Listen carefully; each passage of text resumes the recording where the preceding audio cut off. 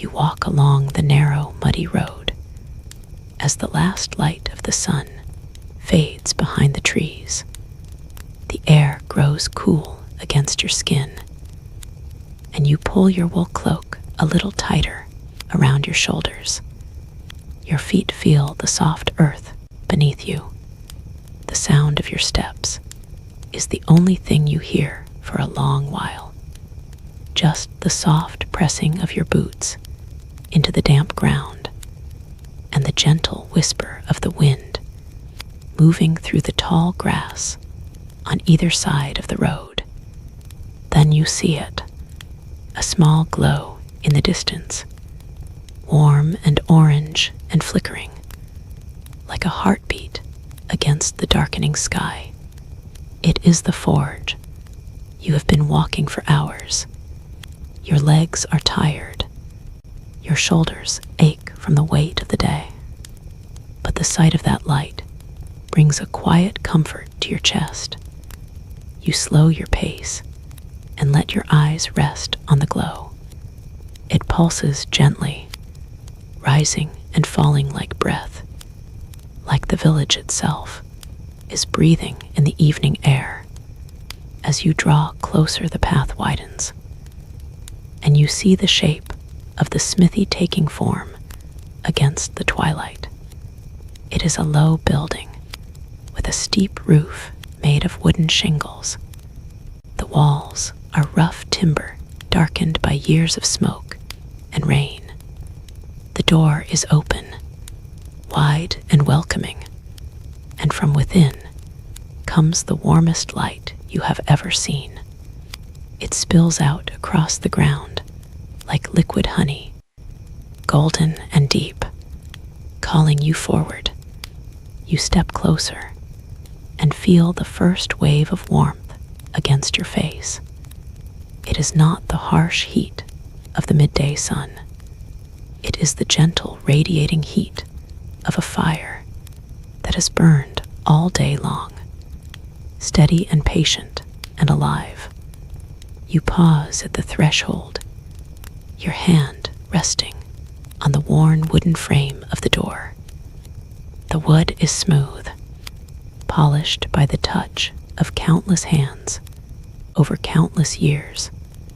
You let your fingers trace the grain for a moment, feeling the history of it, the nameless people who passed through this door before you, all seeking warmth, all seeking rest. You step inside. The air hits you like a blanket, thick and warm, and filled with the scent of burning coal and hot metal and wood smoke. It wraps around you, settles into your clothes, into your hair, into your lungs. You breathe it in deeply and feel your shoulders begin to loosen. The forge is larger than it appeared from outside. The ceiling rises high above you, supported by heavy wooden beams that are blackened with age. The walls are lined with tools, hammers of every size and shape, tongs with long handles, files and rasps, chisels and punches. They hang in neat rows, each one in its place, waiting, patient, ready. In the center of the room is the forge fire. It burns in a stone hearth that rises to your waist. The fire is not roaring or wild. It is steady, calm, a bed of glowing coals with small tongues of flame dancing at the edges. The color of it shifts and changes from deep red at the base to bright orange in the middle to pale yellow-white at the tips of the flames. You stand still for a long moment, just watching the fire, feeling its warmth on your face and hands. Your body slowly remembers what it feels like to be still. Your breath begins to slow. Your heartbeat settles into a softer rhythm. Beside the forge, there is an anvil. It sits on a thick wooden stump. Its surface is dark and smooth, worn by the weight of countless blows. A few small iron shavings catch the firelight. They glitter like tiny stars scattered across the dark metal. Near the anvil, there is a barrel of water. The water is dark, almost black, with a thin skin of light oil floating on the surface. It smells of iron and smoke. Beside the barrel is a wooden bench, rough and sturdy, with a seat that has been worn smooth by years of use. You move toward the bench and sit down. The wood creaks softly beneath your weight. It is a good sound, solid and honest and real. You let out a long, slow breath, the first deep breath you have taken in a long time. You lean back against the wall. The timbers are warm from the heat of the fore. They press against your back like a gentle hand, supporting you, holding you. You let your eyes wander around the room. The walls are covered in a fine layer of soot and dust. It has built up over decades, each layer a testament to the work that has been done here. The smoke has left dark streaks on the ceiling, curving upward toward a small opening in the roof, where the night sky is just beginning to show its first stars. You can see a few of them, faint and silver, winking down at you through the opening. You realize how quiet it is, how peaceful.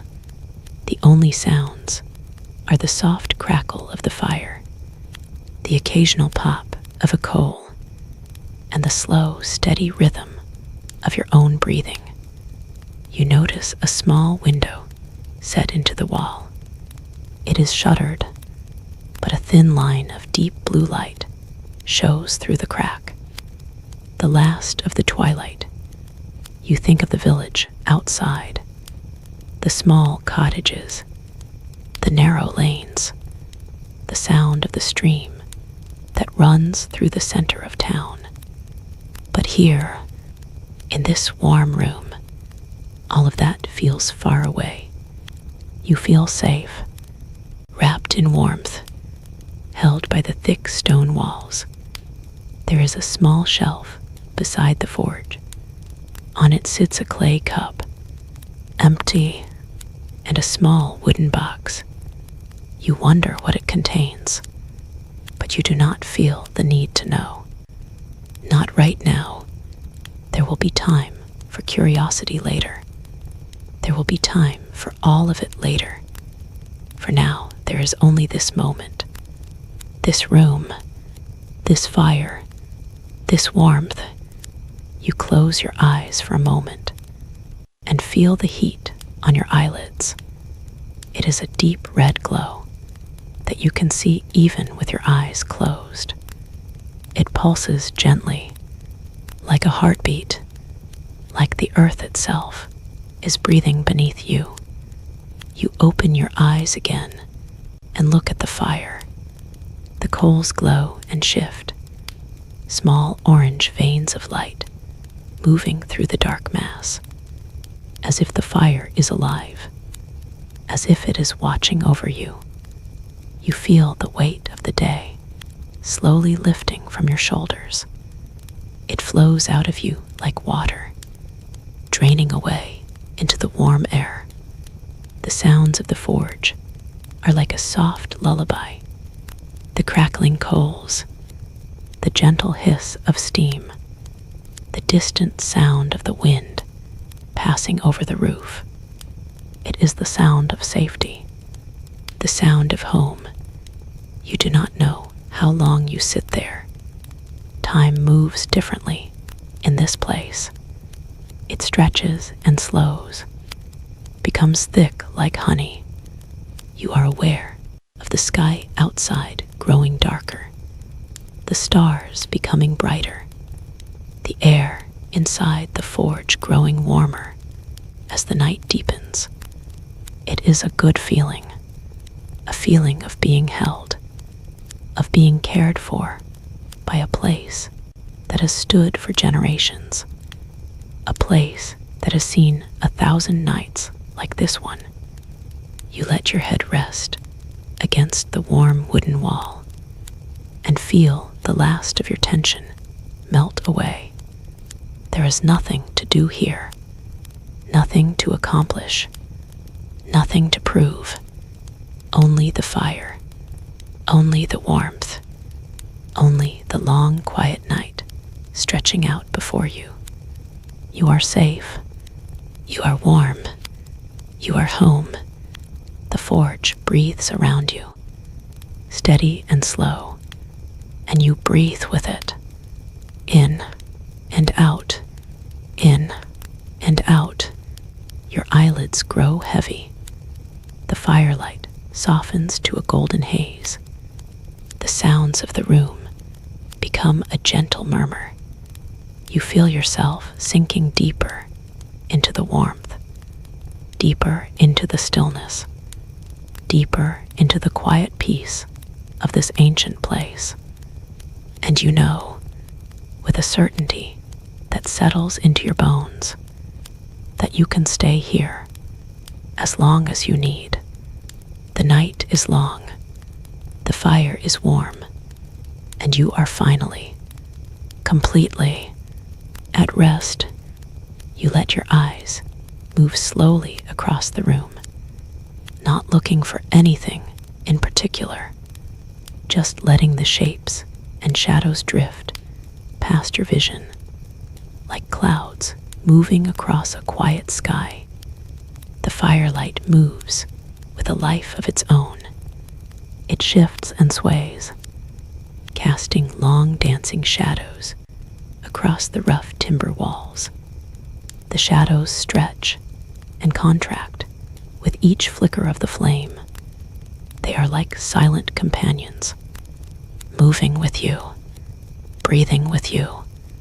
Your gaze falls upon the wall to your left.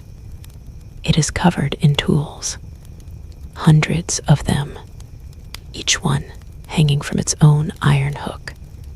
Some are large, their heads dark and heavy, their handles worn smooth by the grip of hands that worked long before you arrived. Some are small, delicate, made for fine work, for shaping metal with care and patience. You notice a hammer with a wooden handle that is almost black with age. The wood is polished to a deep shine where countless fingers have held it. You can see the faint impression of a grip worn into the wood, a memory of a hand, a ghost of a touch. Beside it hangs a pair of tongs with long, slender jaws. They are coated in a thin layer of soot and scale. The metal of their surface is pitted and scarred. They have held 1,000 pieces of hot iron. They have carried metal from the fire to the anvil 1,000 times, and they will carry it 1,000 times more. You let your eyes drift upward. The ceiling is a dark expanse of wooden beams. They are thick and heavy, hewn from ancient oaks that grew in forests long since gone.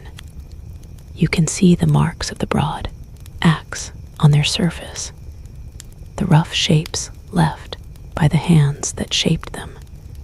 Each beam is connected by smaller pieces of wood, crossed and fitted together with joints that were cut by hand. No nails, no screws, just wood joined to wood, held by the patience of a craftsman who knew that the right fit would hold forever.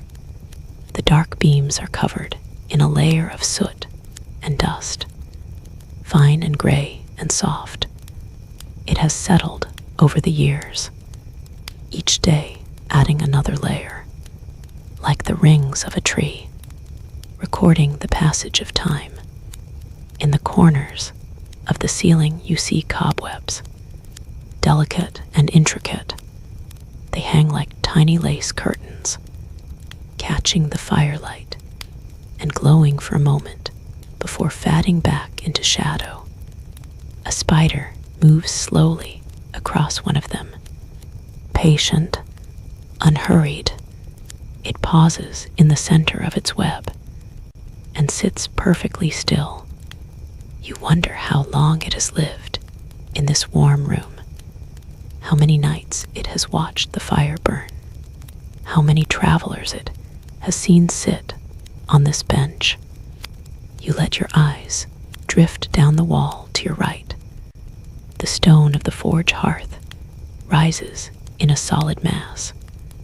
The stones are dark, almost black, but with shades of deep gray and brown, and even a hint of red where the heat has baked them over time.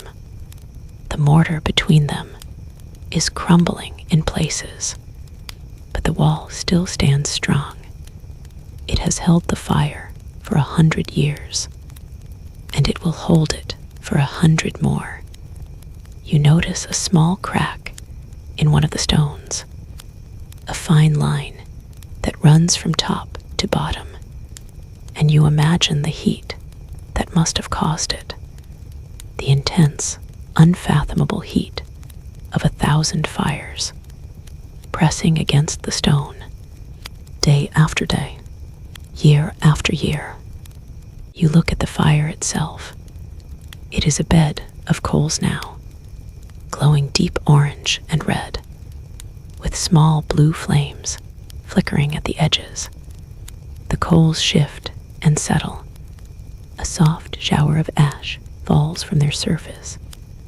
The ash is fine and gray and light. It floats down like snow, landing on the hearth and on the floor.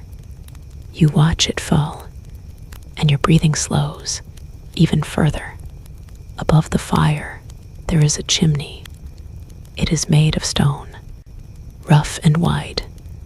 You can see the dark throat of it rising up into the darkness.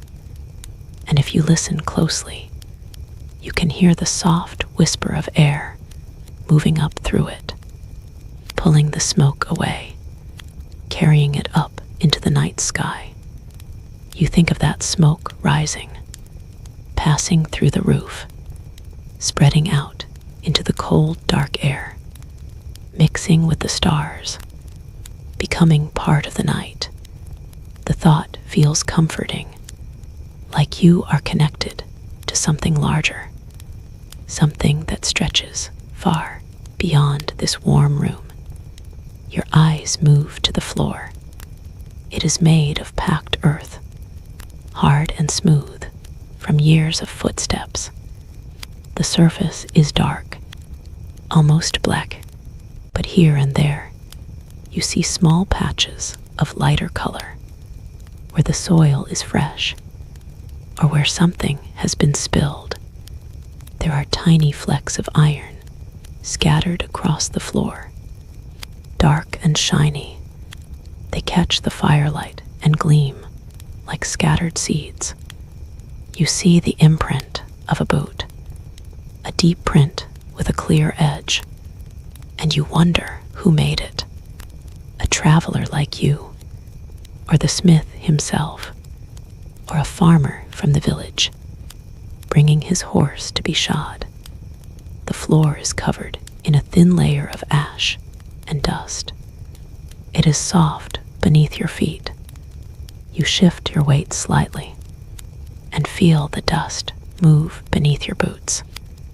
A small cloud of it rises into the air. It catches the firelight and glows for a moment like golden mist. You breathe it in, the smell of the ancient earth, the smell of the forge, the smell of 100 years of work and fire and life. To your right, there is a small wooden table. It is rough and low, covered in a layer of tools and small objects. You see a collection of nails, some new and bright, some old and rusted. They are piled together in a small heap. You see a handful of horseshoes. Some are bent and twisted, discarded, waiting to be melted down and made anew. Some are smooth and bright, fresh from the anvil, their surface still showing the marks of the hammer. Beside the table, there is a wooden bucket. It is half full of water. The surface of the water is still, dark and smooth. It reflects the firelight like a dark mirror. You can see the flames dancing on its surface, upside down, flickering and shifting in the quiet water. You wonder how hot the water is. You wonder how many pieces of hot iron have been plunged into its depths, how many times it has hissed and boiled and steamed. The barrel beside the anvil catches your eye again. It is large and round, made of wooden staves bound together with iron hoops. The wood is dark and weathered, and you can see where water has seeped into the grain over the years. The iron hoops are rusted, but they still hold tight, keeping the barrel together, keeping its dark secret safe inside. You look at the anvil again. It stands solid and unyielding, a block of iron that has been shaped by fire and hammer and time.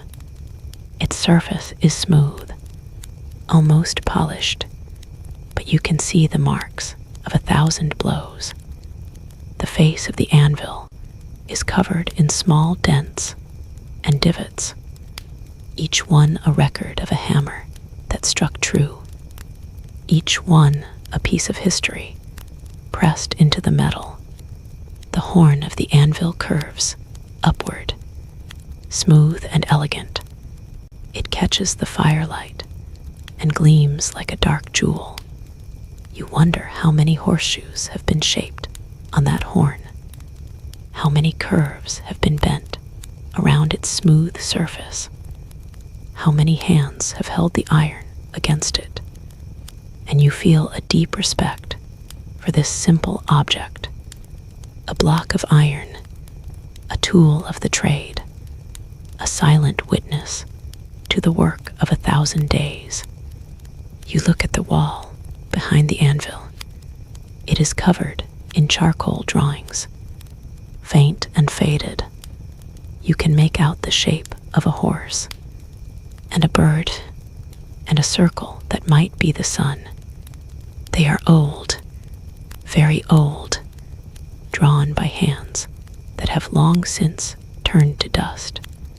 But they remain, faint marks on the dark wall, a message from the past, a reminder that this place has always been a place of creation, a place of patience, a place of quiet work.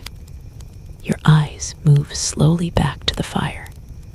The coals have settled even further. The flames have grown smaller. The glow is deeper now, more orange than gold. The heat radiates out in steady waves, washing over you, wrapping around you. You feel it on your face, on your hands, on your chest. It seeps into your bones, warming you from the inside out. You let out a long, slow sigh. The sound of it is absorbed by the warm air. It disappears into the quiet of the room, and you are left with nothing but the crackle of the fire and the soft rhythm of your own breathing. You feel yourself sinking deeper into the bench. Your body is heavy, Your limbs are warm. Your mind is quiet. The details of the room drift past you one by one. The tools on the wall, the dark beams above, the packed earth below, the glowing coals in the hearth. Each one a part of this place, each one a piece of its long, quiet history. You are not just sitting in a workshop. You are sitting in a story that began long before you arrived and will continue long after you are gone. But for now, you are here, in this moment, in this warmth, in this peace, and that is enough. The fire crackles softly, the shadows dance on the walls, and you let yourself drift, drifting past the tools, drifting past the beams, drifting past the anvil and the barrel, and the dark, quiet floor, drifting deeper into the warmth, deeper into the stillness, deeper into the long, sweet night. You sit in the warmth of the forge for what feels like a long time. Your eyes have grown accustomed to the dim light. Your body has softened into the wooden bench. The fire has settled into a deep and steady glow. But then you hear a sound, a soft sound, a familiar sound. It is the sound of footsteps, slow and steady, approaching from somewhere beyond the walls of the smithy. You turn your head toward the open door, and you see a figure, a man, broad-shouldered and solid, his silhouette dark against the last traces of twilight. He moves with the slow, unhurried grace of someone who has worked with his hands his entire life. He steps through the doorway, and the firelight catches his face. His skin is weathered. His eyes are calm. His beard is streaked with gray. He wears a leather apron over a simple tunic of rough wool. The apron is dark, almost black, covered in the marks of his work, burned scars and iron stains, and the fine gray dust of the forge. He carries a bucket in one hand and a length of iron in the other. He sets the bucket down beside the door and places the iron on the workbench. Then he stands for a moment, looking at the fire, just as you did. He breathes in deeply, and you see the tension leave his shoulders. The forge is his sanctuary, the same way it has become yours. He moves to the hearth and takes up a long iron poker. He stirs the coals. Gentle, patient, the fire wakes.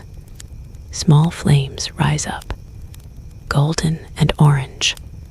They reach toward the chimney like eager fingers. He adds a few pieces of coal from a bin beside the hearth. The coal is dark and rough. It catches the heat slowly, first glowing red, then orange, then a BR, yellow-white at the edges. The smith stands there, watching the fire grow. His face is peaceful. His eyes are soft. He seems to have forgotten that you are there, but you do not mind. You are content to watch him, to learn from his quiet movements. After a while, he turns and picks up the length of iron from the workbench. He holds it in both hands, turning it over, examining it. His fingers run along its surface, feeling for imperfections, feeling for the story that the metal wants to tell. He places the iron in the fire, right in the heart of the coals. where the heat is the most intense. He steps back and waits. There is no hurry in his movements, no sense of rush. He knows that the metal will take as long as it takes. The iron glows slowly, first a dull red, then a brighter red, then a deep orange. The smith watches it carefully, his eyes tracking the color, his breath slow and measured. When the iron reaches the perfect shade, a bright orange, almost yellow, he reaches for it with his tongs, the long tongs, the ones with the slender jaws. He grips the iron firmly and lifts it from the fire. The iron glows in his hands, radiating heat, radiating light. He moves to the anvil and places the glowing metal on its surface. The iron hisses softly as it touches the cool metal of the anvil. A small wisp of smoke rises, carrying the scent of hot metal and ash. The smith takes up his hammer. It is a heavy hammer with a wooden handle worn smooth by years of use. He raises it and brings it down. The sound rings out, clear and sharp, a single note, a bell tone, then another, and another, and another. The rhythm begins to form, slow at first, then steady, then hypnotic. The hammer rises and falls, and the iron begins to chain. It moves under the hammer, flowing like water, shaping itself to the smith's will. You watch the metal, you watch the hammer, you watch the smith's hands. They move with a grace that comes only from years of practice. A dance, a ritual, a prayer. Each blow is perfect. Each one lands exactly where it should. The iron glows and shifts.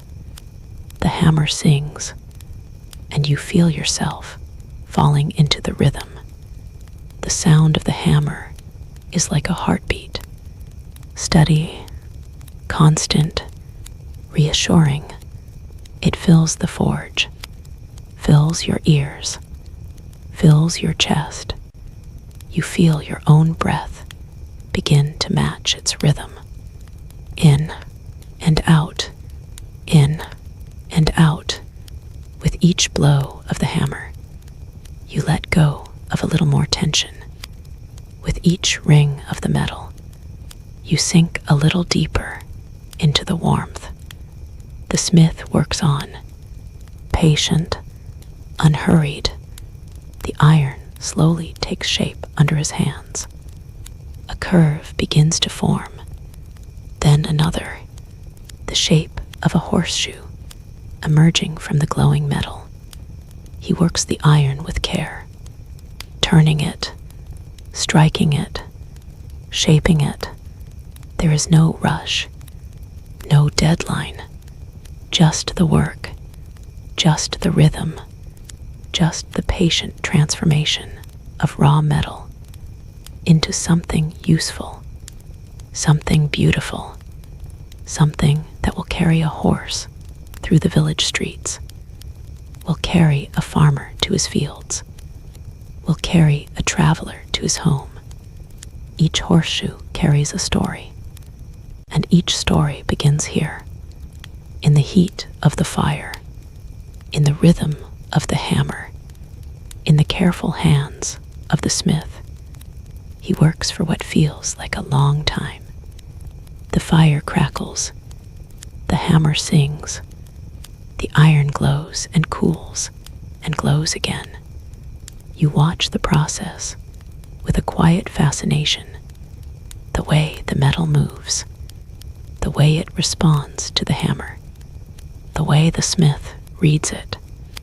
knowing exactly when to strike and when to wait. He pauses occasionally, examining his work, turning the iron over in his hands, feeling its shape. The metal is still warm. It radiates a soft heat into his palms. He dips it into the water barrel, and you hear the hiss of steam. The sound is sharp and brief, and then the iron is dark, cooled, ready. He holds it up to the firelight, turning it slowly, watching the light play across its surface. Then he nods to himself, a small, satisfied nod, and places the finished horseshoe on the workbench. He reaches for another length of iron, and the process begins again. The fire wakes, the metal glows, the hammer sings, and you watch, and you breathe, and you sink deeper into the rhythm. The work is repetitive, but it is not boring. It is meditative. It is the kind of work that calms the mind, that allows the thoughts to settle. Like dust falling through still air, your mind drifts. You think of other craftsmen, other workshops, other fires, the weaver at her loom, the potter at his wheel, the woodcarver with his knife, all of them working, all of them patient, all of them part of the same long tradition, the tradition of making, of creating, of shaping the world with your hands. You feel connected to them, to the weaver, to the potter, to the carver, to every craftsman who has ever taken raw material and turned it into something meaningful. The smith works on, his hands moving with the same steady rhythm. The fire glows, the hammer sings, and you feel yourself becoming part of this ancient tradition just by being here, just by watching, just by breathing in the warm air. You close your eyes for a moment, and you see the iron glowing. You hear the hammer ringing. You feel the heat on your face, and you understand this is not just work. This is a way of life, a way of being, a way of moving through the world with patience and care and attention. The smith finishes another horseshoe, and then another.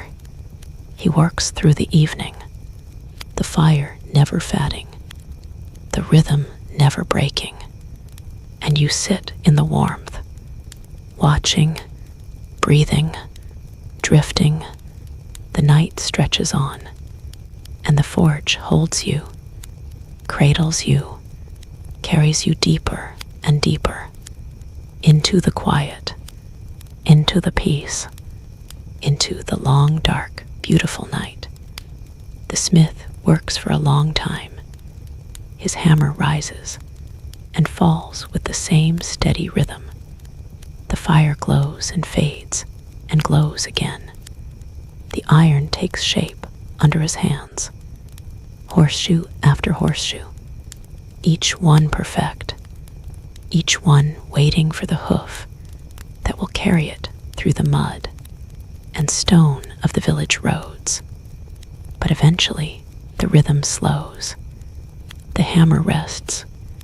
The smith wipes his brow with the back of his hand, and you realize that time has passed. The fire has burned low. The coals are a deep orange. Their glow soft and patient. The smith sets down his hammer. He stretches his back. His joints crack softly in the quiet air, and you feel your own body responding. Your stomach gives a small, soft reminder, a gentle pull, A quiet call. You have not eaten for hours. The smith seems to hear your thought. Or perhaps he is simply following his own routine. He moves to a small shelf near the door and takes down a loaf of bread. It is dark and round, with a thick crust that has been dusted with flour. He breaks it in half. The sound of the crust cracking is loud in the quiet room, and the smell of fresh bread fills the forge.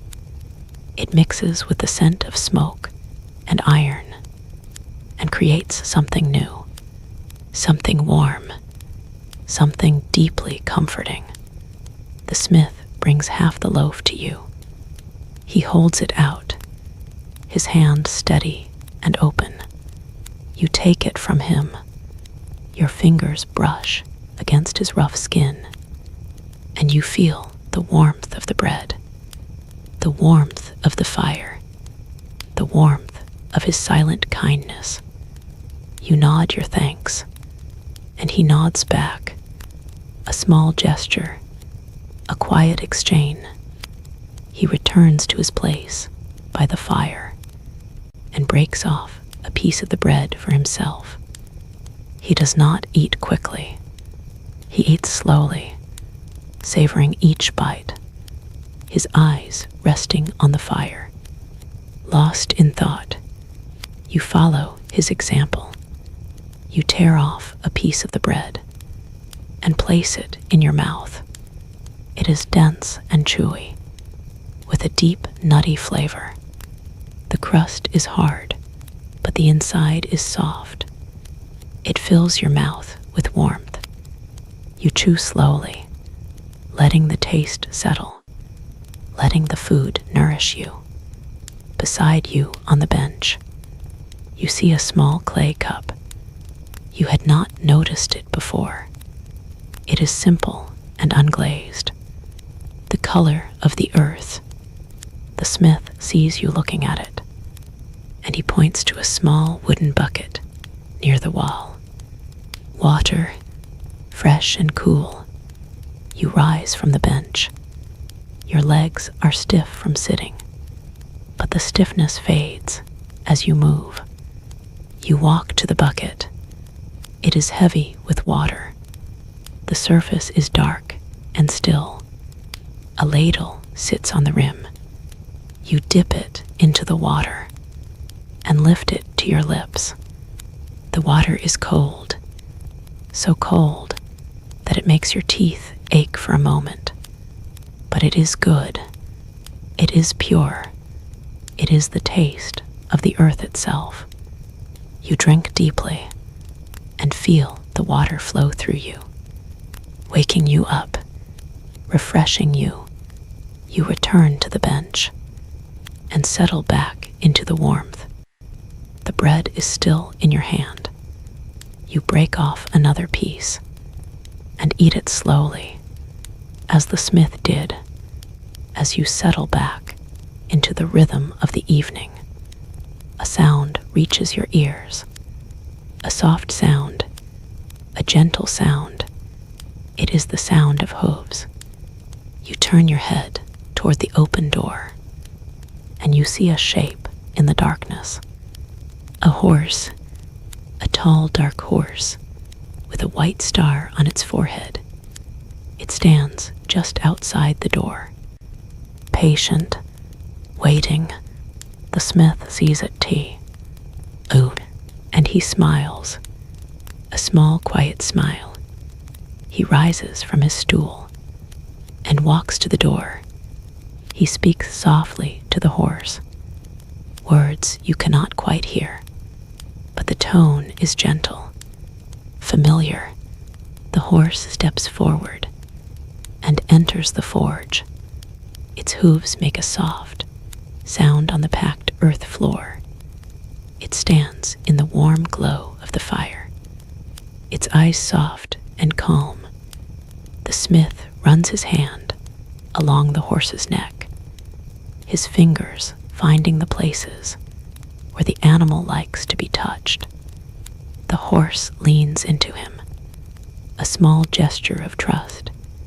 You watch the two of them, the smith and the horse, and you feel a deep sense of peace.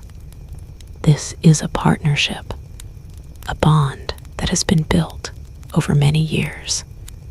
The smith takes a brush from a shelf and begins to groom the horse. His strokes are long and even, moving from the neck to the shoulders, from the shoulders to the flank. The horse stands still, its eyes half closed, enjoying the attention. The sound of the brush moving through the horse's coat is soft, like the sound of leaves moving in the wind. It is a soothing sound, a calming sound. You feel your own body relaxing even further. You take another bite of the bread and let your eyes rest on the scene before you. The warm fire, the patient horse, the gentle smith, the quiet of the night. The horse has come to have its hooves checked. The smith bends down and lifts one of the horse's front hooves. He examines it carefully, running his thumb along the edge, feeling for cracks or stones or signs of wear. The horse stands steady, trusting, patient. The smith takes a small knife from his belt and begins to trim the hoof. The knife is sharp. You can see the blade glint in the firelight. He works slowly, carefully, removing small pieces of hoof with each cut. The sound is a soft scraping sound, rhythmic, soothing. You find yourself watching his hands again, the way they move, the way they feel the shape of the hoof, the way they know exactly what to do. After a few minutes, he sets the hoof down and moves to the other front foot, repeating the process. Then the back feet, one by one. The horse stands quietly, occasionally shifting its weight, but never pulling away. The smith works with the same patience he showed with the iron, the same care, the same attention. When he finishes, he takes a small rag from his pocket and wipes the hoof clean. Then he takes a small pot of oil and rubs it into the horn of the hoof. The oil glistens in the firelight, and the hoof looks healthy and strong. The smith pats the horse's neck and murmurs a few soft words. The horse turns its head and nuzzles his shoulder. It is a small thing, a tiny gesture, but it is everything. It is trust. It is friendship. It is the simple bond between a craftsman and the animals he serves. You think about the horse and the roads it has traveled, the fields it has plowed, the loads it has carried. You think about the smith and all the horses he has cared for over the years, all the hooves he has trimmed, all the shoes he has shaped. The two of them are connected, like the iron and the fire, like the bread and the water, like you and this warm room. The horse stands in the glow of the forge for a few more moments. Then the smith leads it to the door. It steps out into the night, and you hear its hooves moving away, fading into the darkness. The smith returns to the fire and stirs the coals. The flames rise up again, bright and warm. He adds a few more pieces of coal, and the forge settles back into its steady rhythm. You take another sip of water and another bite of bread and let your eyes drift around the room. you notice a small leather pouch hanging from a peg near the door. It is worn and soft, and you wonder what it contains. Seeds, perhaps, or herbs, or some small tool that the smith uses in his work. You notice a wooden shelf above the workbench. It holds a collection of small objects, a broken buckle, a handful of iron nails, a piece of twisted wire, a small stone that has been polished smooth, each one a reminder of something, a story, a moment, a person. You notice a worn leather strap hanging from a beam.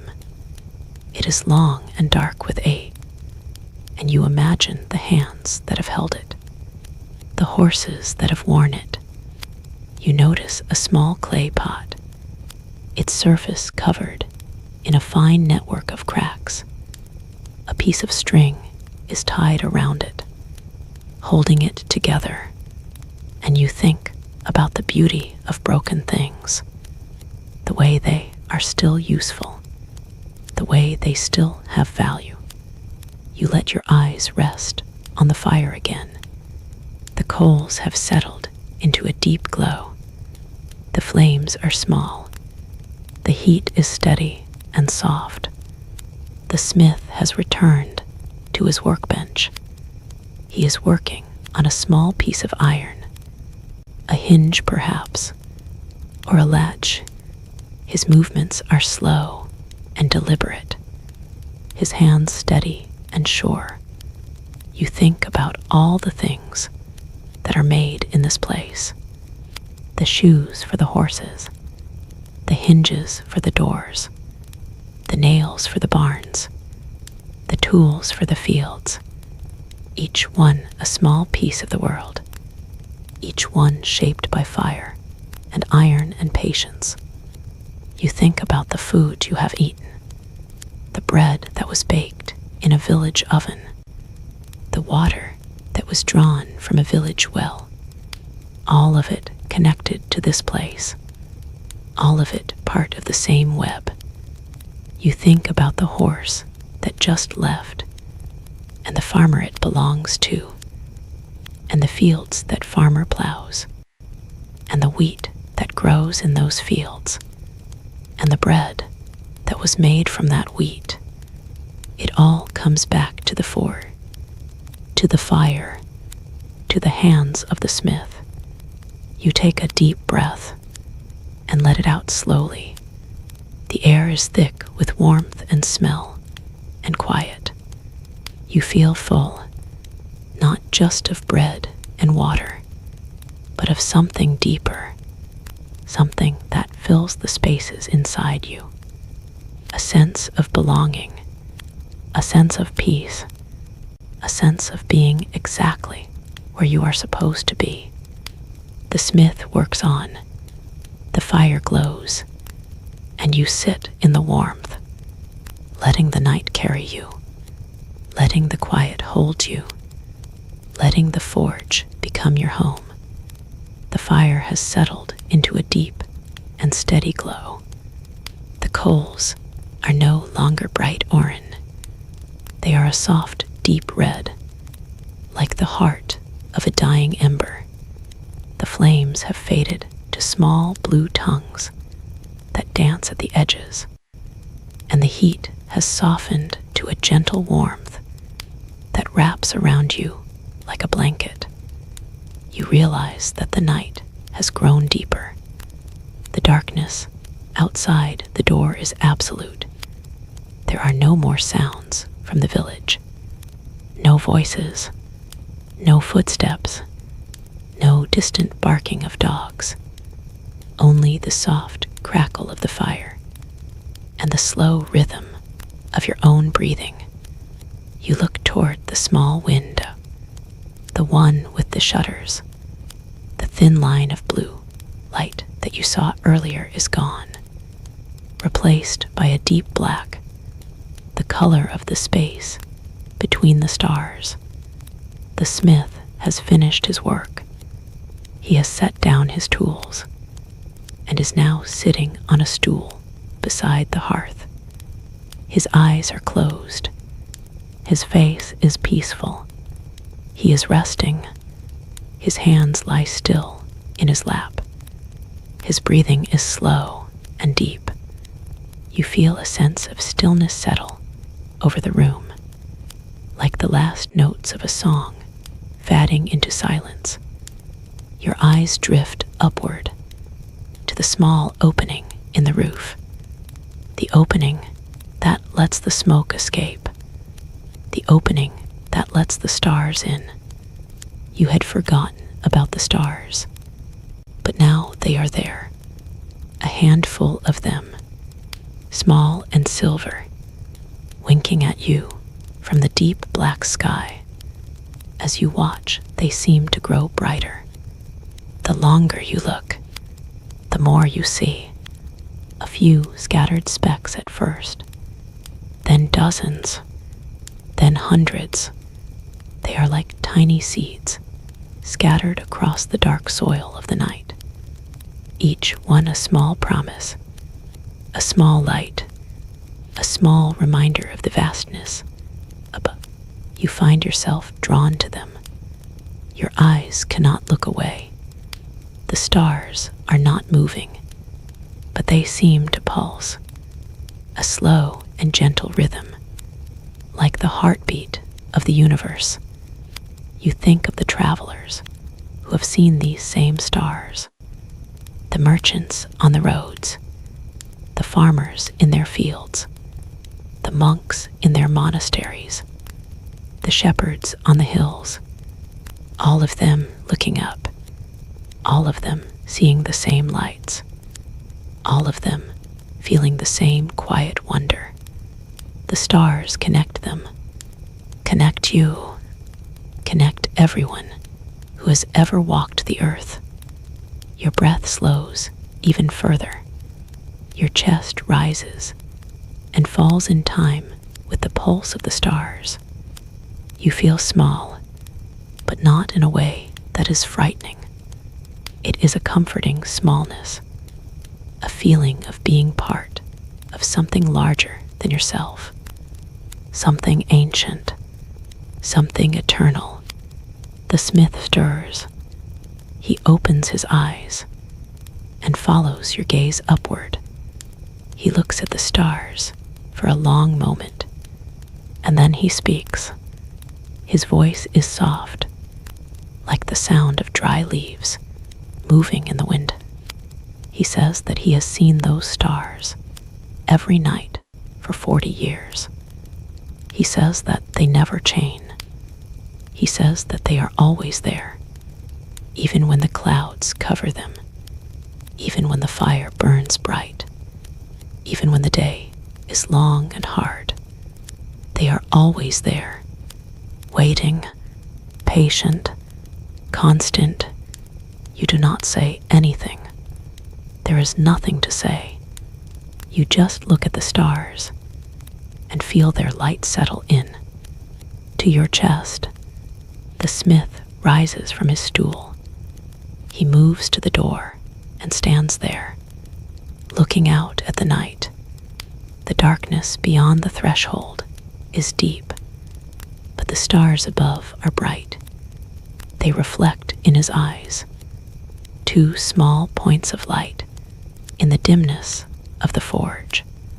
He steps outside, and you follow. Your legs are stiff, but the cool air on your face is welcome. You stand beside him, and together you look up. The sky is vast, a great dome of darkness, studded with countless points of light. You have never seen so many stars. They are like a river, a slow, silent river of light flowing across the blackness. Some are bright and sharp, others are soft and diffuse.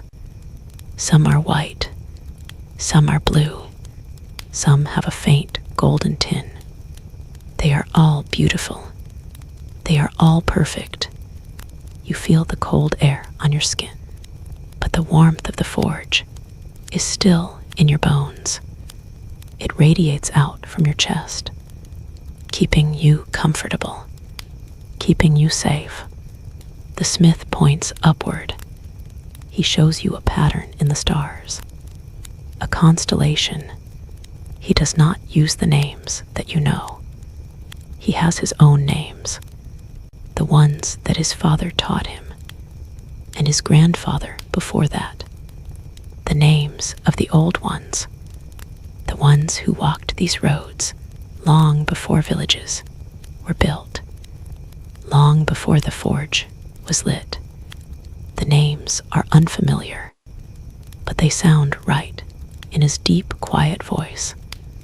They sound ancient, like the earth itself. You look at the pattern he is pointing to, and you see it. The shape emerges from the scattered lights. A figure, a creature, a story. You do not know the story, but you can feel it, the shape of it, the weight of it.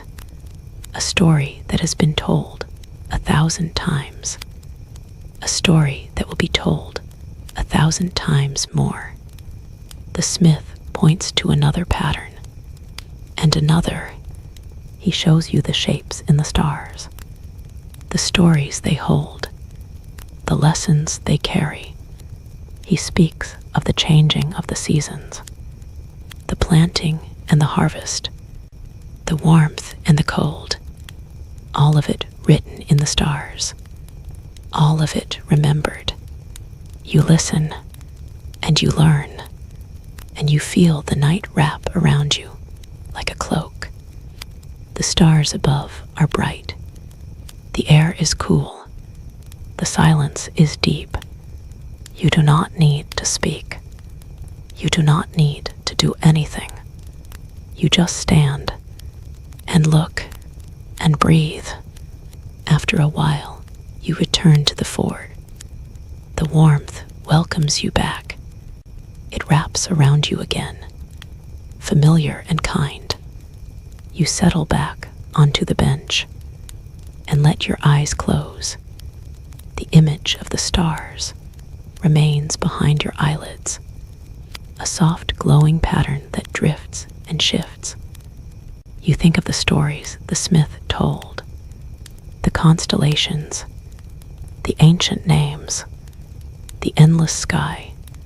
You think of the travelers who will see those same stars tonight, the merchants on the roads, the farmers in their fields, the monks in their monasteries, the shepherds on the hills.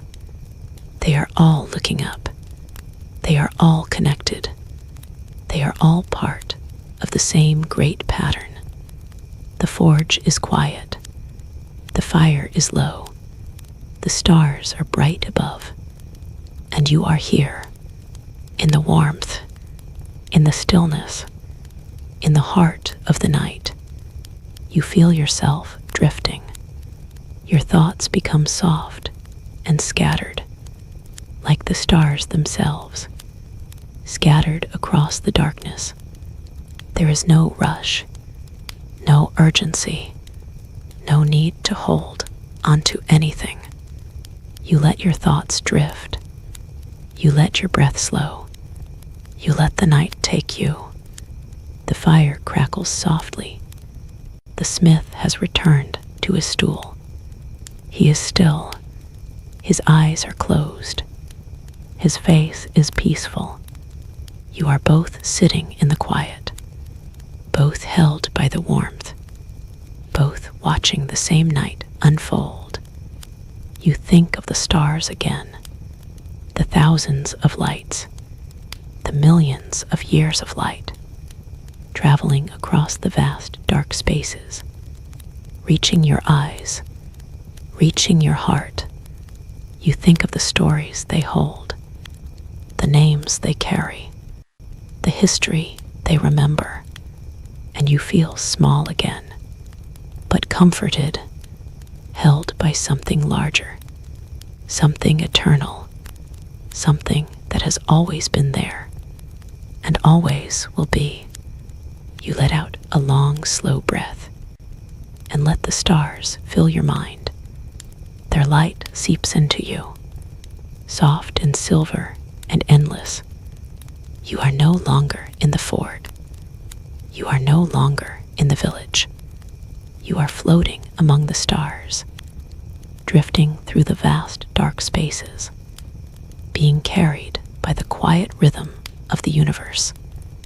The fire glows, the night deepens, the stars burn bright, and you rest deeply, fully, completely.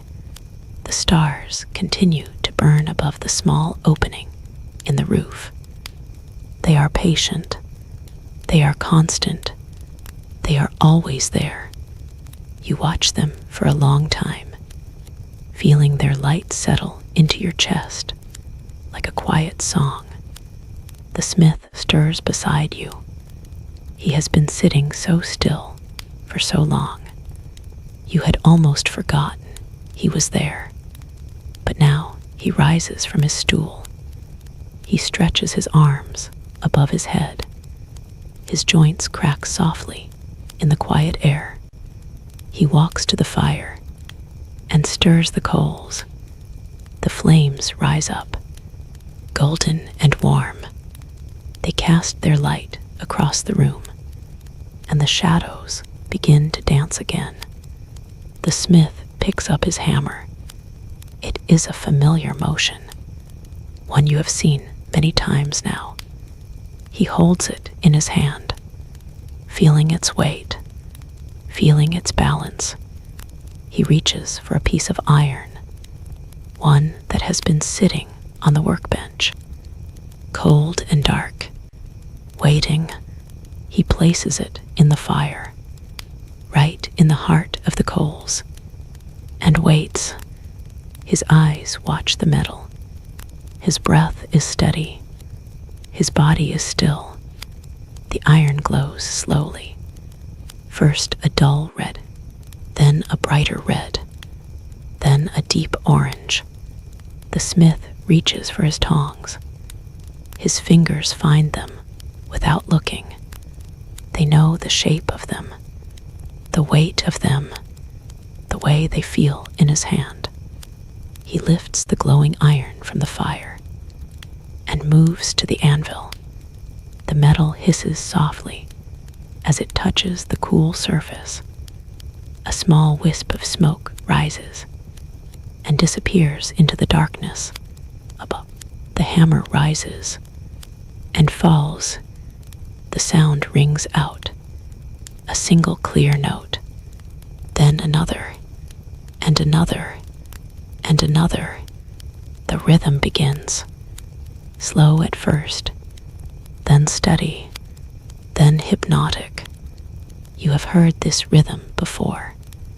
It is the same rhythm you heard earlier, the same rise and fall, the same steady beat, the same song, but it feels different now. Now it is familiar. Now it is a friend. Now it is a comfort. You find yourself falling into the rhythm without effort. The hammer rises and falls. Your breath rises and falls. The fire flickers and glows. And you are part of it all. Part of the rhythm, part of the movement, part of the quiet dance of the fort. The smith works on, his hands moving with the same grace, the same precision, the same patient care. He shapes the iron, turning it, striking it, forming it. Each blow is perfect. Each one lands exactly where it should. The iron moves under his hands, flowing like water, taking shape, becoming something new. You watch the process, and you feel your thoughts begin to slow. The rhythm of the hammer fills your mind. It pushes out the day, the worries, the endless lists of things to do, the weight of the world, all of it fades away. All of it dissolves into the rhythm. The hammer rises and falls, and you are free. The smith works on, horseshoe after horseshoe, each one the same, each one different, each one shaped by the same hands, the same fire, the same rhythm. You think about the repetition, the way the smith does the same thing over and over, the way he does not tire of it, the way he does not grow bored. There is comfort in repetition. There is peace in it. The same motion, the same sound, the same heat. It is like a prayer, a mantra, a steady heartbeat that holds the world together. You think of your own life, the things you do every day, the way you wake, the way you eat, the way you move through the world. There is a rhythm to it, a pattern, a shape. You had not noticed it before, but now you feel it, the rhythm of your own life, the steady beat of your days, the comfort of the familiar. You think of the farmers in their fields, the weavers at their looms, the potters at their wheels, all of them moving in the same rhythm, all of them part of the same dance, the dance of work, the dance of creation, the dance of life. The hammer rises and falls, the iron glows and cools, the fire crackles and pops, and you are here, in the middle of it all, a part of the rhythm, a part of the dance. The smith finishes another horseshoe. He examines it carefully, turning it in his hands, feeling its shape. Then he sets it aside and reaches for another piece of iron. The process begins again. The fire wakes, the metal glows, the hammer sings, and you watch, and you breathe, and you sink deeper into the rhythm. Your eyelids grow heavy. Your body feels soft and warm. Your mind is quiet. There is nothing to do, nothing to think, nothing to worry about. Only the rhythm, only the warmth, only the quiet. The smith works on. His movements are slow and deliberate, each one a meditation, each one a prayer. He is not just making horseshoes. He is making something deeper, something that cannot be held in the hand, something that lives in the spaces between the blows, something that grows in the cue. You hit moments. The rhythm becomes a part of you. It settles into your bones. It becomes the beat of your heart, the rise and fall of your chest, the slow, steady pulse of your blood. You feel yourself becoming the rhythm, becoming the fire, becoming the iron, becoming the quiet. The smith works on, and the night stretches out, long and dark and beautiful. The fire glows, the hammer rings, and you drift deeper and deeper into the rhythm, into the warmth, into the peace. You do not know how long you sit there. Time has become something else, something soft, something flowing, something that moves without moving. The hammer rises and falls. The fire crackles and glows. The stars burn bright above. And you are still, so quiet, so at peace. The rhythm of the forge, is the rhythm of the world, the steady beat of creation, the slow pulse of the earth, the endless dance of fire and iron and air. You are a part of it now. You have always been a part of it. You will always be a part of it. The smith sets down his hammer. The final horseshoe is complete. He looks at it for a long moment, and then he nods. A small, quiet nod. A nod of satisfaction. A nod of completion. He places the horseshoe on the workbench, beside the others, a row of them, each one perfect, each one a piece of the rhythm. He wipes his brow and lets out a long, slow breath, and you realize that you are breathing with him. The same slow rhythm, the same deep peace. The forge is quiet now. The fire has settled. The coals glow softly. The hammer rests. The work is done, but the rhythm remains. It stays in your chest, in your breath, in your bones. It will stay with you, even after you leave this place, even after the fire fades, even after the night ends. The rhythm of the forge, the rhythm of the hands, the rhythm of the heart. You close your eyes and let the rhythm carry you deeper, carry you further, carry you into the quiet dark.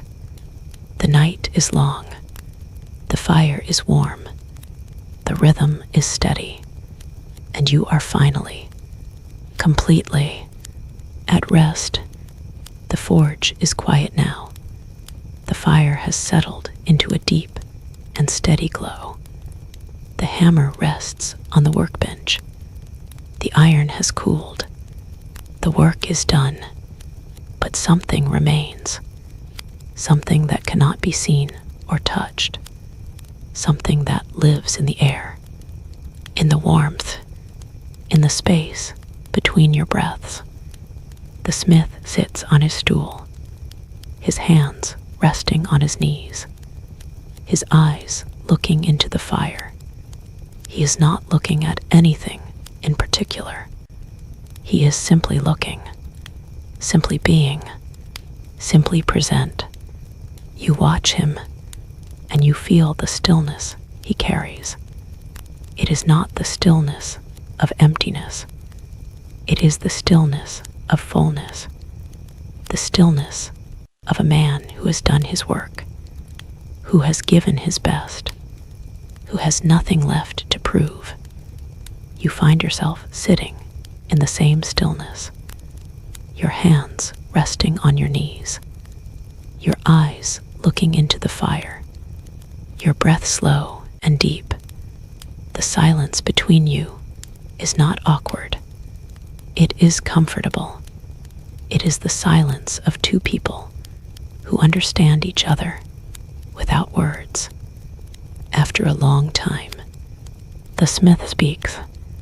His voice is soft, like the sound of the fire settling. He says that he has been working at this forge for 40 years. He says that when he started, he was young and fast and eager. He wanted to make as many things as possible, as quickly as possible. He thought that speed was the measure of a good craftsman, but he learned, slowly, patiently, that speed is not the measure. The measure is the attention, the care, the willingness to stay with something until it is finished. He says that the iron teaches you. If you are willing to listen, it tells you when it is ready. It tells you when it needs more heat. It tells you when it needs to rest. You cannot rush the iron. If you try, it will break. It will crack. It will not become what it could have been. He says that the same is true of everything. The same is true of bread. The same is true of wood. The same is true of the earth. The same is true of yourself. You listen to his words, and they settle into you like seeds falling into soft soil. He speaks of the rhythm of the day, the way the sun rises and sets, the way the seasons turn, the way the fire burns, all of it moving at its own pace, all of it patient, all of it steady. He says that he used to fight against the rhythm. He used to try to push things faster, to make things happen before they were ready. But he learned that the rhythm always wins. It is better to move with it, to become part of it, to let it carry you. He speaks of the villagers who come to him, the farmers, the merchants, the travelers. They all come with their own rhythms, their own needs, their own stories. He listens to them. He hears them. He helps them when he can, and he lets them go on their way. He does not hold onto them. He does not try to control them. He simply meets them where they are and offers what he can. He says that this is the way of the forge, the way of the fire, the way of the iron. Everything is connected. Everything is part of the same pattern, the same rhythm, the same quiet dance. You think about his words, and you feel them resonating in your chest. You think about your own life, the way you rush from one thing to the next, the way you try to force things, the way you worry about what is coming, the way you forget to be where you are. You think about all the things you have missed, all the moments you have rushed through, all the quiet spaces you have filled with noise. You feel a small ache in your chest, a quiet regret, but the smith's voice is calm, and the fire is warm, and the night is still, and you feel the ache begin to soften. He speaks again. He says that it is never too late to slow down, never too late to learn, never too late to listen. He says that the iron will always teach you, if you are willing to learn. He says that the fire will always warm you, if you are willing to sit beside it. He says that the night will always hold you, if you are willing to rest in its darkness.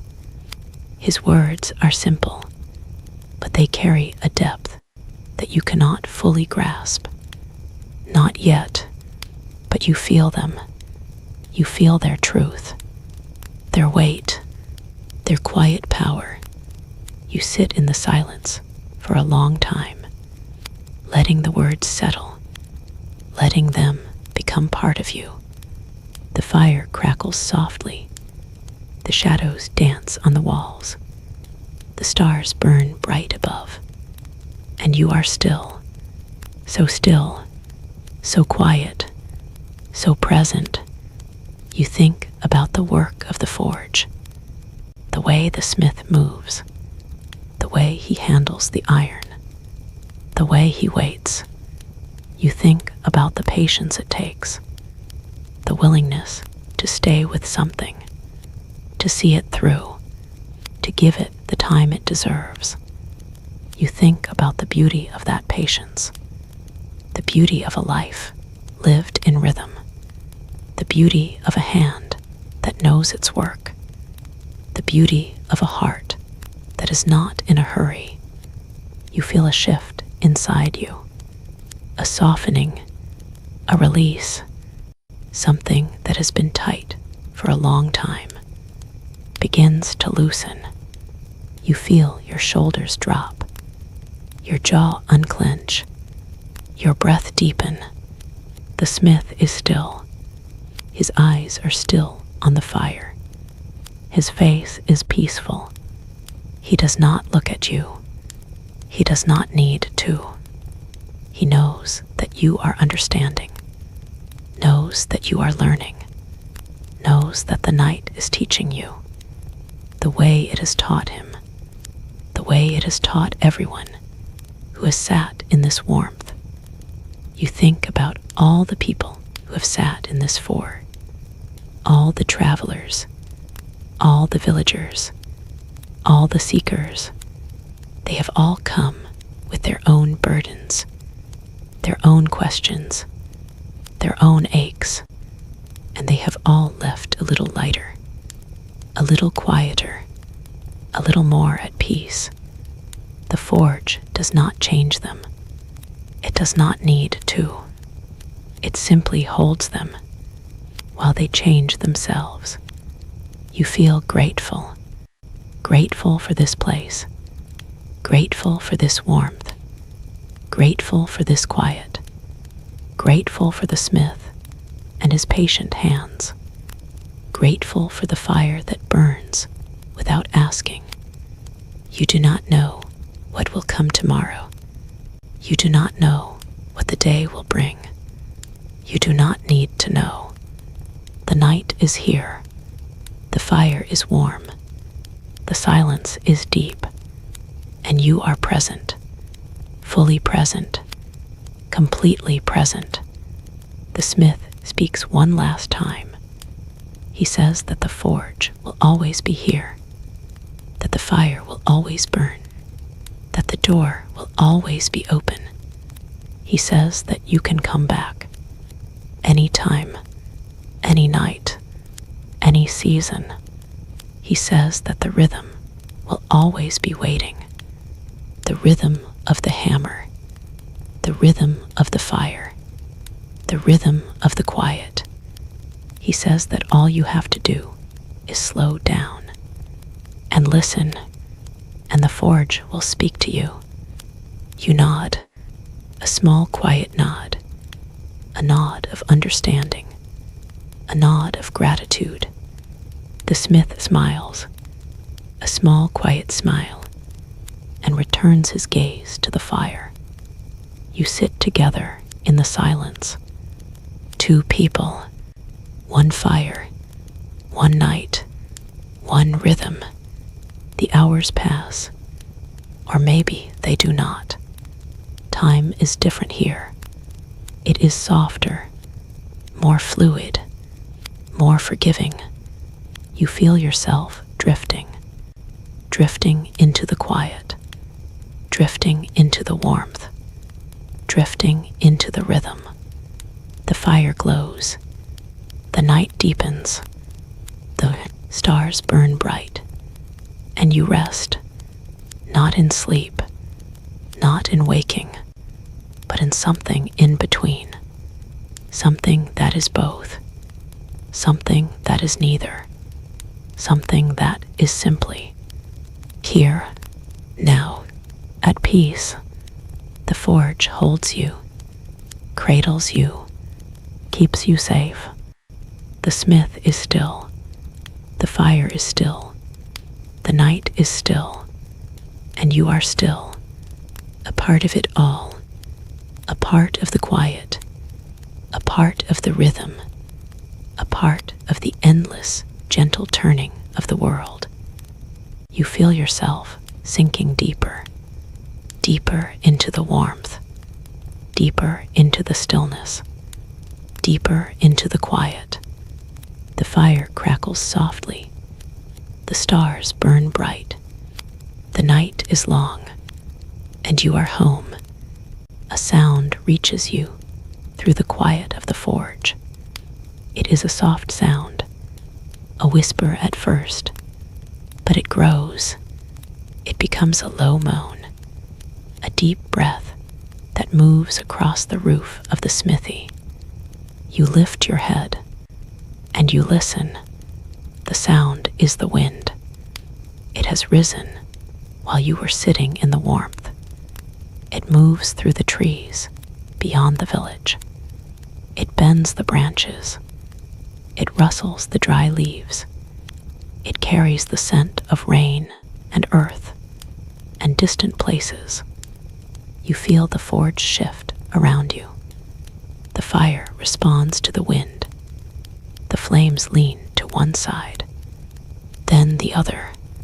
The shadows on the walls dance with more urgency. They stretch and twist. They move like living things. The smith looks up. He listens to the wind with the same quiet attention he gives to the iron. He nods to himself, a small knowing nod. He says that the weather is changing, that the rain will come soon, that it will be a long night. You feel a small shiver run through you. Not from cold, the forge is still warm, but from something else, a recognition of the world outside, a world that is not warm, a world that is moving in its own rhythm.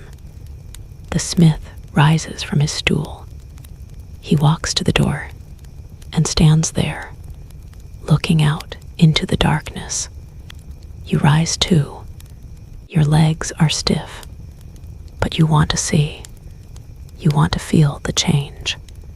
You stand beside him, and together you look out at the night. The wind hits your face.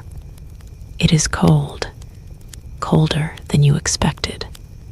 It carries the sharp scent of rain, of wet earth, of something wild and free. The stars are gone.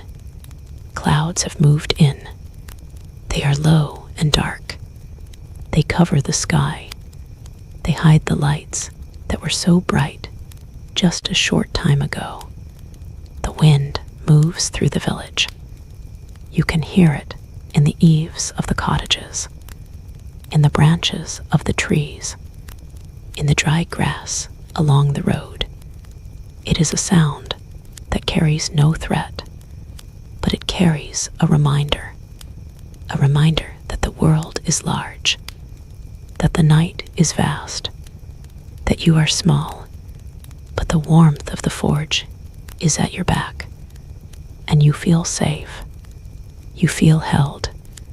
The first drops of rain begin to fall. They are large and heavy. They splatter on the packed earth outside the door. They make a sound like soft applause, like the night is clapping its hands together. The sound grows. The rain becomes steady. It falls in sheets. It runs in rivulets down the roof. You can hear it on the shingles. A soft drumming, a steady rhythm, the same rhythm as the hammer, the same rhythm as the fire, the same rhythm as your heart. You stand at the door for a long time, watching the rain fall, feeling the cold air on your face, feeling the warm air at your back. You are between two worlds, the world of the forge and the world of the night, and both are holding you. The rain continues. It does not stop. It does not slow. It falls and falls, and the earth drinks it in. You smell the wet earth, the fresh, clean smell of rain on dry ground. It mixes with the smoke of the forge and creates a scent that is deep and ancient, the scent of the world, the scent of life. The smith does not speak. He simply stands beside you, watching, listening, being present. You stand together in the silence. The only sound is the rain and the wind and the soft crackle of the fire behind you. You think about the rain, the way it falls, the way it touches everything, the way it nourishes the fields. the way it fills the streams, the way it carries the life of the earth from one place to another. You think about the cycle of water, the rain that falls, the rivers that carry it, the sea that holds it, the clouds that gather, the rain that falls again. It is a rhythm, like the hammer, like the fire, like the breath. Everything is connected. Everything is part of the same pattern. You feel a deep gratitude for the rain, for the wind, for the night, for the forge that holds you. You feel a deep gratitude for the smith, for his presence, for his patience, for his quiet wisdom. You feel a deep gratitude for yourself, for being here, for being present, for being able to feel all of this. The rain continues. The wind blows. The fire glows. And you stand at the threshold, between the warmth and the cold, between the forge and the night, between the known and the unknown. You realize that this is where you belong, not in one world or the other, but in the space between, the space where the two meet, the space where the fire meets the rain, the space where the light meets the dark, the space where you are held by both. The rain has soaked the ground. Puddles have formed. They catch the light from the fore and reflect it back, tiny mirrors scattered across the earth. You see your own reflection in one of them, a dark shape with a golden edge, a traveler standing in the doorway, a traveler who has found shelter, a traveler who is not alone. The wind shifts, and the rain comes in through the door. It touches your face, cold and fresh, and you feel yourself waking up, not from sleep, but from the dream of separation. You are not separate from the rain. You are not separate from the wind. You are not separate from the earth. You are part of it all, part of the weather, part of the night, part of the world. The smith turns. He moves back into the forge and sits down on his stool. You follow. The warmth of the fire wraps around you. It is a different warmth now. After standing in the cold, it feels deeper, more present, more alive. You sit on the bench and let the heat seep into your skin. Let it drive out the cold. Let it fill you. The rain continues outside. It is a steady sound, a soothing sound, a sound that invites you to rest. You look at the fire. It has grown higher again. The flames dance. The shadows play. The light is golden and deep. You listen to the rain. You listen to the fire. You listen to your breath, and you feel yourself settle. Deeper, deeper, deeper. The cold night is outside, but you are inside. You are warm. You are safe. You are held. The rain will continue for hours. You know that. The wind will blow. The clouds will cover the sky. The world outside will be dark and wet, but the forge will not care. The fire will burn. The walls will hold. The warmth will remain. You are part of this place now, part of its rhythm, part of its peace, part of its shelter. The smith closes his eyes. His face is peaceful. His breath is slow. He is resting. He is trusting the night, trusting the forge, trusting the world. You close your eyes too. You let the sounds of the rain and the fire become one sound, one song, one lullaby. The rain falls, the fire glows, the night holds you, and you rest deeply, fully, completely. The rain continues to fall outside, but it has softened now. The heavy sheets have become a gentle patter, a soft, persistent whisper against the roof and the walls. The wind has settled too. It moves through the trees with a slower breath, a quieter voice, a lullaby. You feel the change in your body.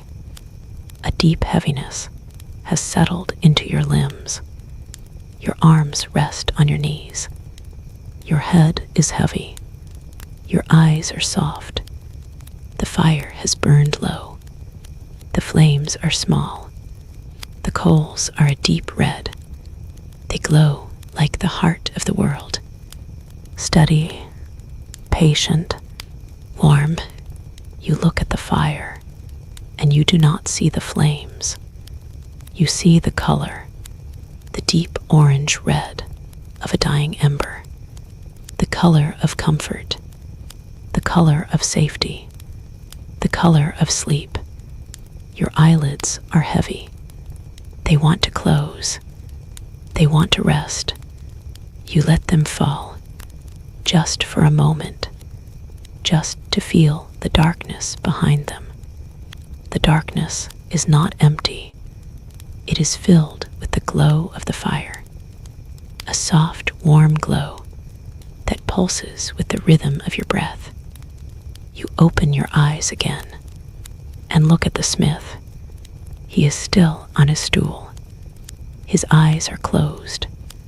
His head is tilted back. His face is relaxed. He is not asleep, but he is close. He is resting in the space between waking and sleeping, the same space that you are beginning to enter. You feel a sense of companionship in that space, a sense of not being alone. Two people, one fire, one night, one slow descent into the quiet. You let your eyes close again, and this time you keep them closed. You do not try to see. You do not try to watch. You simply let yourself be. The sounds of the forge are soft around you. The crackle of the fire, the hiss of a dying coal, the gentle patter of the rain on the roof, the slow, steady rhythm of your own breathing.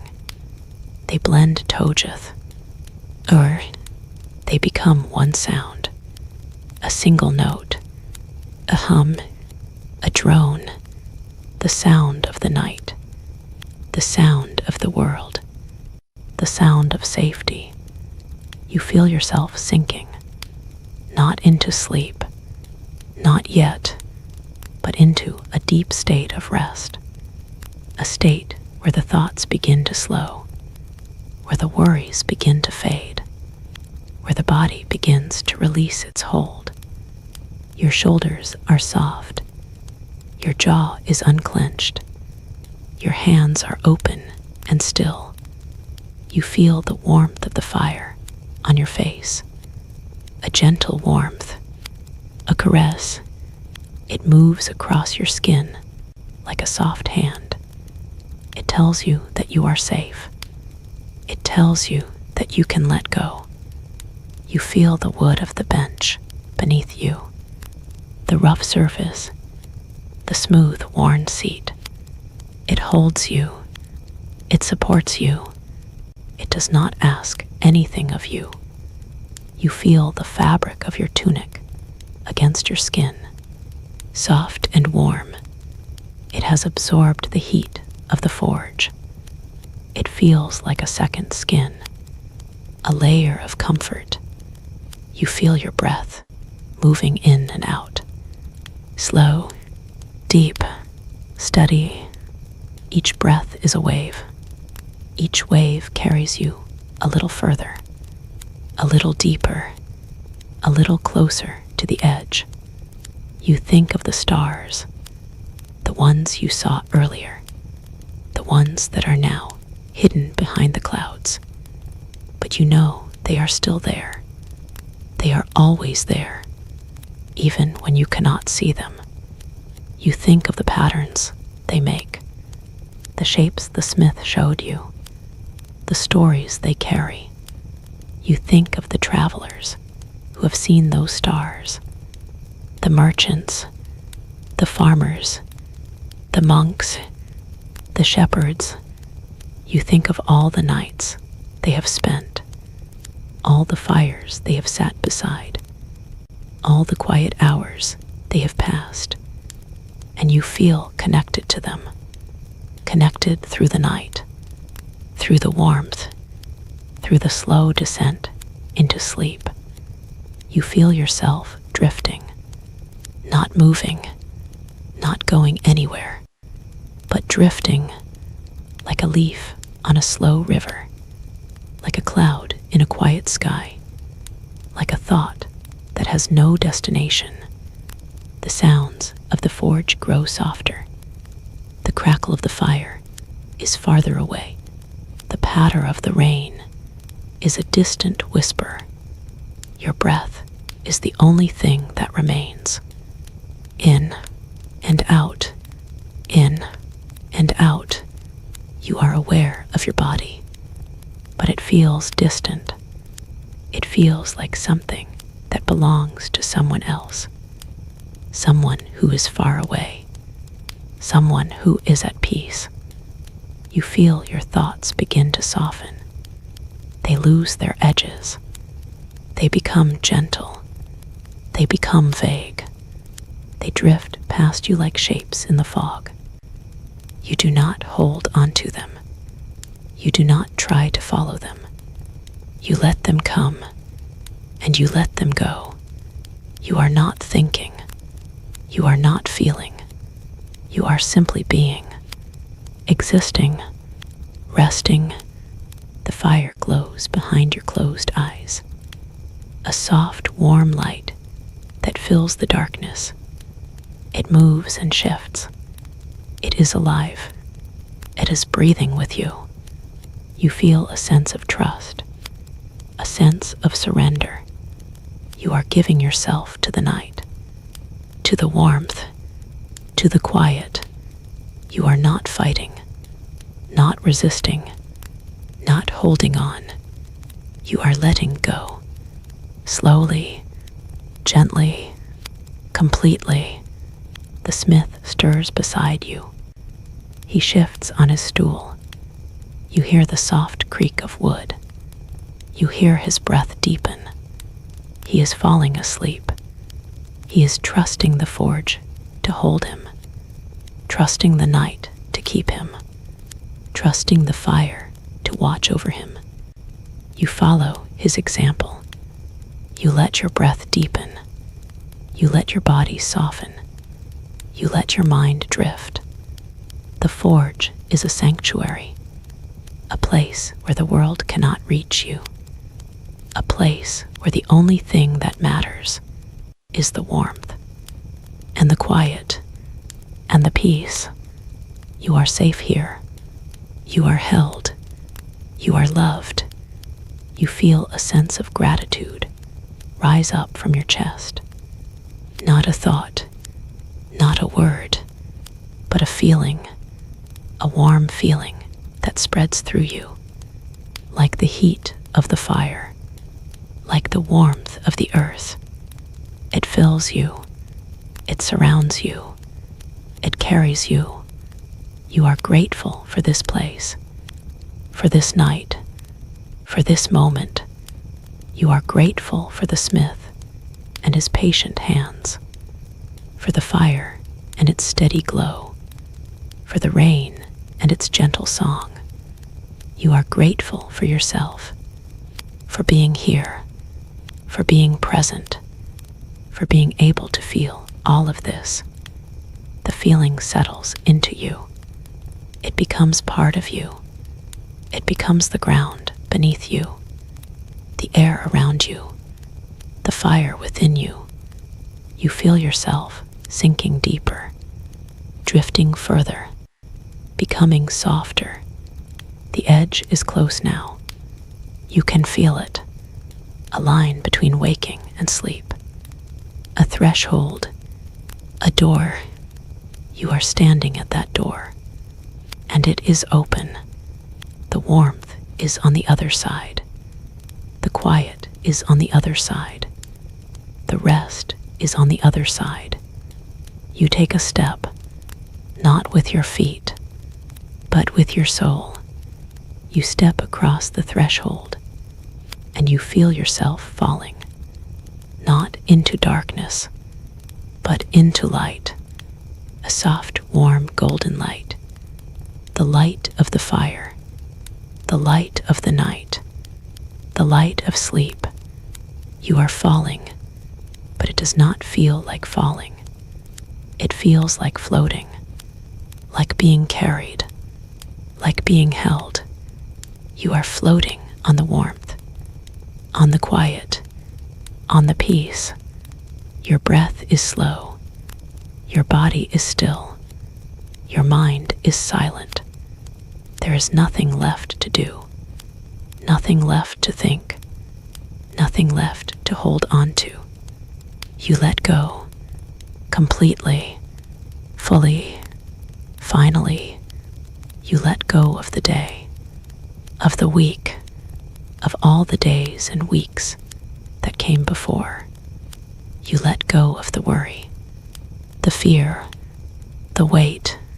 You let go of yourself, and you become part of the night, part of the fire, part of the quiet. You are not asleep, not yet, but you are close, so close. You can feel the sleep waiting for you, a soft, warm presence, a gentle hand. It is calling you. It is inviting you. It is welcoming you. You turn toward it, and you feel yourself moving closer, closer to the edge, closer to the threshold, closer to the door. The door is wide open, and beyond it is peace. Beyond it is rest. Beyond it is everything you have been looking for. You take a breath, the deepest breath of the night, and you let it out, slowly, softly, completely, and you feel yourself cross the threshold. You feel yourself enter the space beyond, the space of sleep, the space of dreams, the space of deep and quiet rest. You are there now. You are in it. You are part of it. The forge is still. The fire is warm. The night is quiet. And you are, finally, completely, at rest.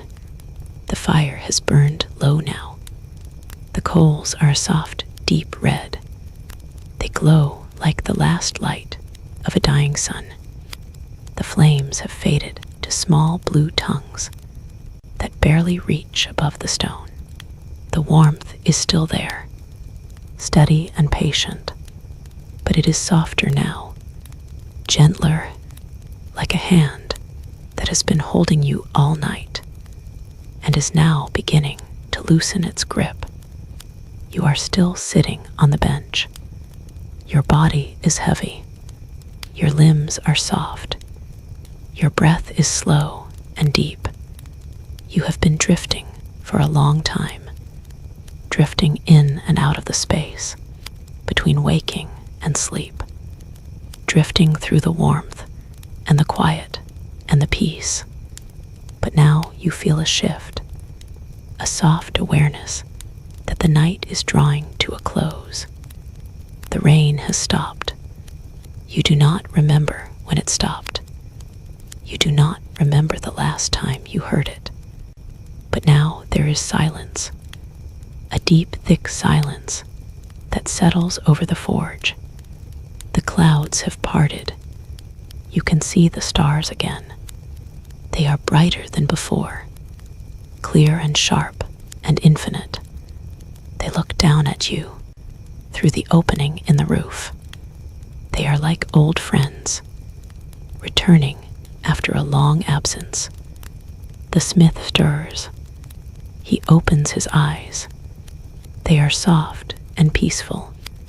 He has been resting, not sleeping, but resting in the same space you have been resting. He looks at the fire. He looks at the stars. He looks at you. He smiles, a small, quiet smile, a smile that says he knows. He knows that the night has done its work. He knows that you are ready. He does not speak. He does not need to. The forge is quiet.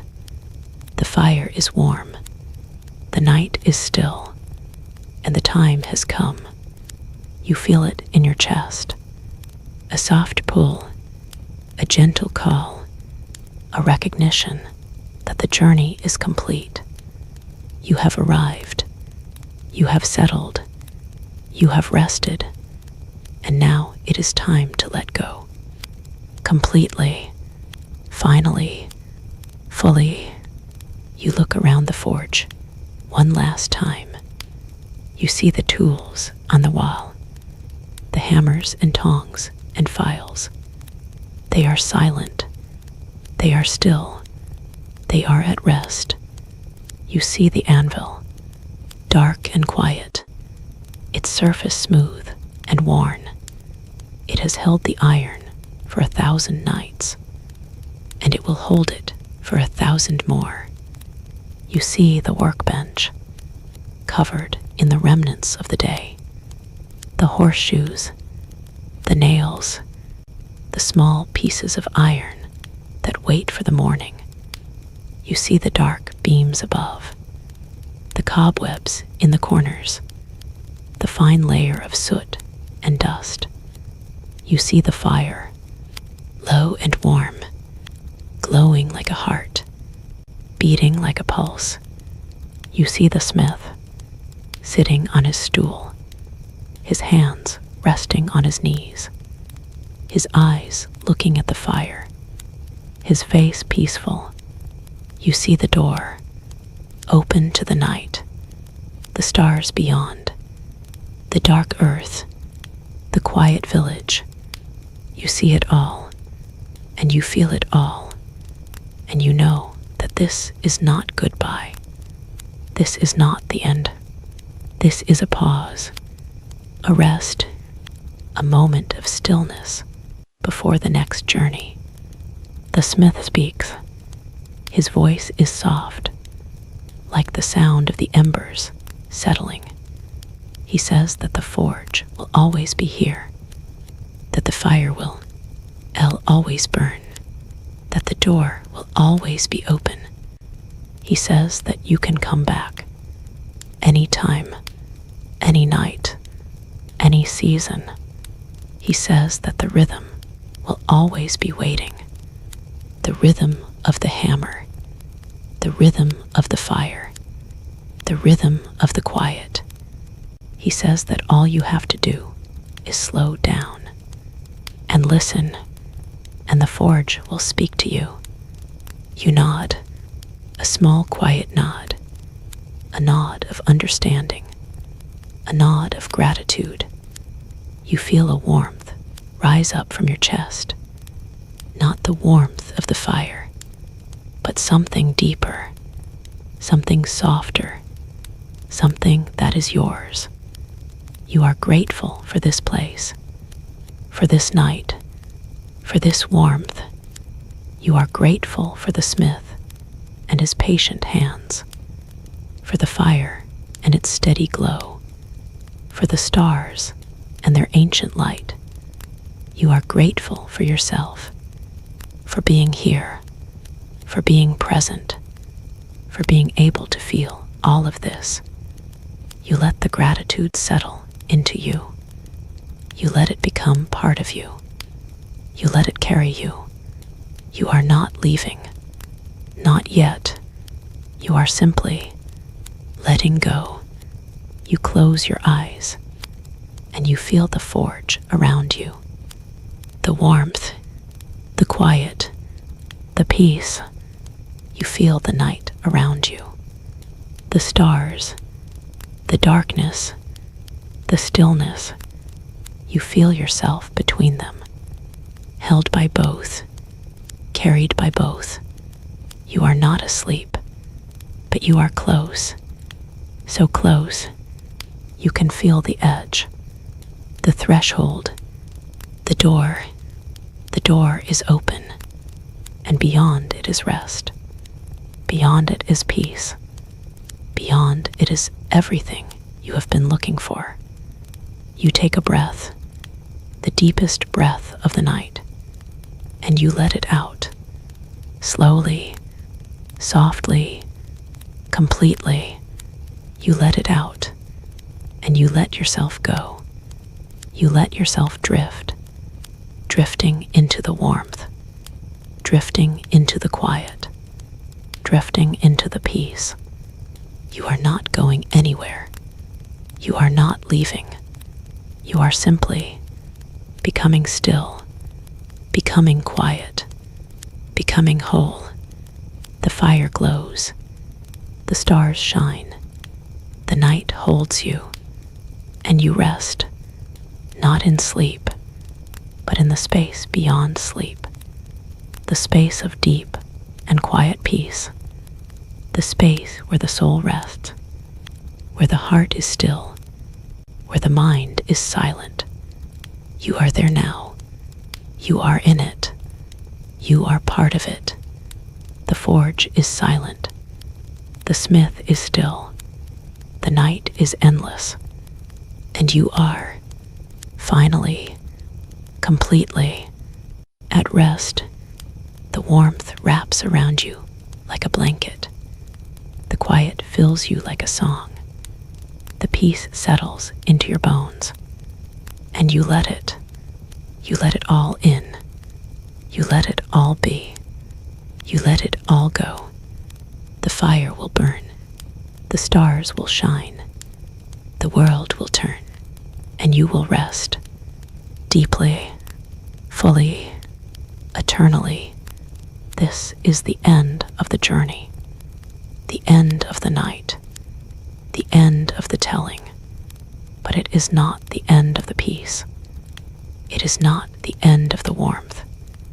It is not the end of the rest. The peace will stay with you. The warmth will stay with you. The rest will stay with you. You will carry it into your sleep, into your dreams, into the quiet spaces of your heart. You will carry it with you, always. The forge is a part of you now. The fire is a part of you now. The smith is a part of you now. You have been held. You have been warmed. You have been changed. And you are ready. Ready for sleep. Ready for rest. Ready for the long, quiet night. The stars above are bright. The fire below is warm. The night between is still. And you are, finally, completely, at rest. Sleep now. Sleep deeply. Sleep peacefully. The forge will watch over you. The fire will warm you. The night will hold you. You are safe. You are loved. You are home. Sleep now and rest.